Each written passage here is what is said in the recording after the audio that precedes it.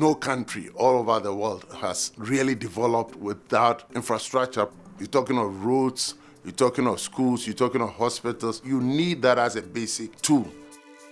It is well known that infrastructure matters for development. It is also well known that in countries like Ghana, delivering infrastructure is prone to inefficiency and waste. What is less well known is why. Many have their suspicions, but there usually hasn't been enough hard evidence about the causes. An International Growth Center researcher went to Ghana to find some answers. I'm Martin Williams. I'm an associate professor at the University of Oxford, Blavatnik School of Government. I first came to Ghana in 2009, essentially researching these kind of questions. Why is it that some ministries work better than others, even when they're on opposite sides of the same car park? Why it is that some organizations are better managed than others, and why some projects get finished and others don't. So I'm going around the civil service doing this research, and I get a call that I should go and meet this person in the Management Services Department. And I go, and it's Nana Ajekumjamana, who's now the head of civil service. My question was a very simple one. We wanted the information on the infrastructure. We were not doing too well in terms of making sure that these infrastructure projects go completed and what we can do to improve that. And I was saying how it's a shame that there's really no data on what projects get finished and others don't. And he said, actually there might be some data in these annual performance reports that the local governments put together. You should go talk to this person at the NDPC to find out more about it. This is where IGC funding and its country team in Ghana came in to support the development of a research project. These had never been put together in a coherent manner which could help with data analysis, policy formulation, and decision making. Many people in Ghana can see the problem in their local areas. The sort of projects that get started but are never finished are schools, roads, local infirmaries, and other small-scale infrastructure. So we go into the library and we see these reports, which on the one hand is really exciting because there's actually information there. On the other hand, the reports are in giant piles and different years are stored in different places. So we spent a lot of time with the help of 2 great research assistants and staff at the NDPC sorting through them, trying to get them in order. And then we started to digitize them using smartphone cameras to take scans of all of these pages of the reports, type them up into a database that could be used. To check the accuracy of the data, researchers visited well over 100 sites. We are heading towards Econ School for the Blind to take snapshot of the projects that are currently on site, and then we can compare to see what has been reported is actually what is on the ground. I've visited about 6 districts, but more than 100 project sites. This is a staff bungalow which is being constructed for the staff to move in. We started somewhere 2011 and it is ongoing. Wow, you are welcome to our uncompleted assembly hall. The first question that we ask is what percentage of these projects are actually getting finished at all? Is it closer to 5%? Is it closer to 50%? No one really knows. So with a lot of work and a lot of late nights, we're finally able to get to an estimate, which is that about 1/3 of projects that are being started by local governments in Ghana aren't getting finished at all. The next question was, what's the cost of all of these projects? We looked at the amount that districts had been spending on these projects that never got finished.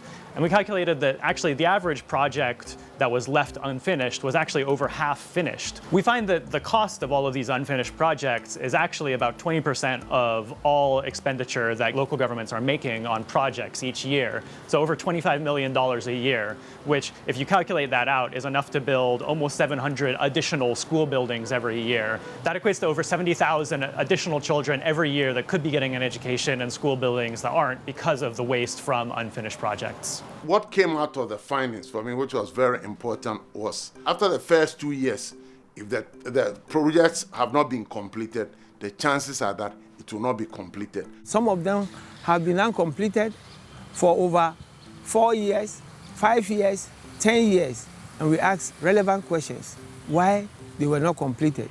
The first explanation most people suggest is corruption, and so we wanted to explore that. The way we did that was by comparing the amount of work that had been done on projects to the amount of money that had been paid out on them. So if corruption was causing projects not to be completed, that might be because contractors were doing half of the work on a project, but being paid for the entire amount of it. What we found was the opposite, that contractors had done most of the work on projects, but been paid for less work than they had done.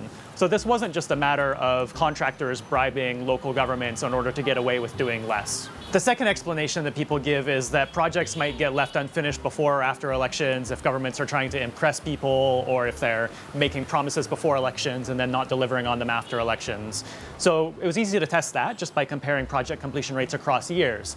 And what we find is surprising, that whether it's an election year, after an election, in the middle of elections, there's no variation in the percentage of projects that get left incomplete.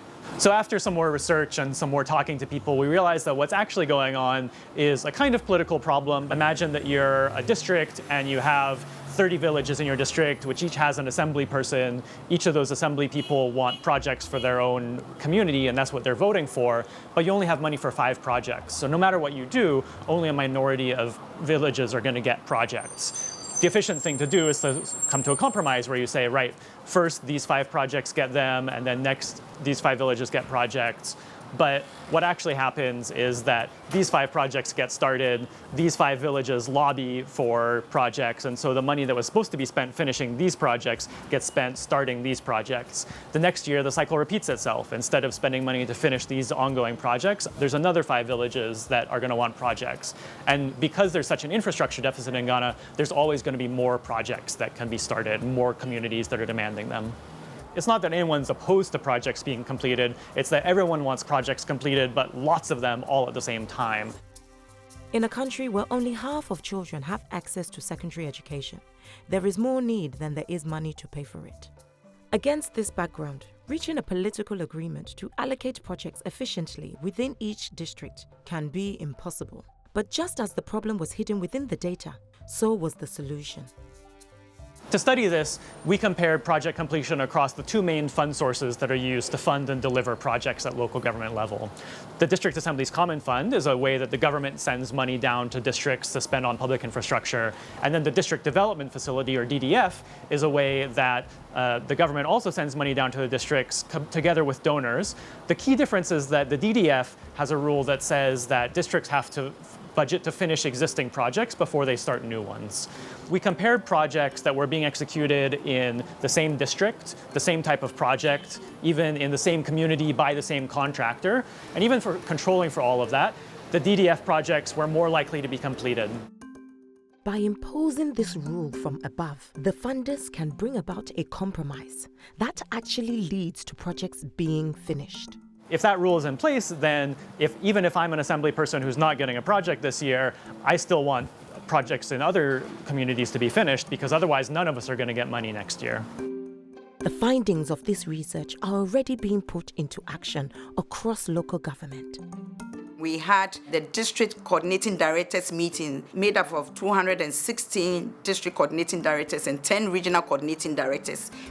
We gave him that platform to present his findings. And it was shocking to them to be able to even know and see the distribution of projects within their districts and the status, especially for the uncompleted projects. There were so many.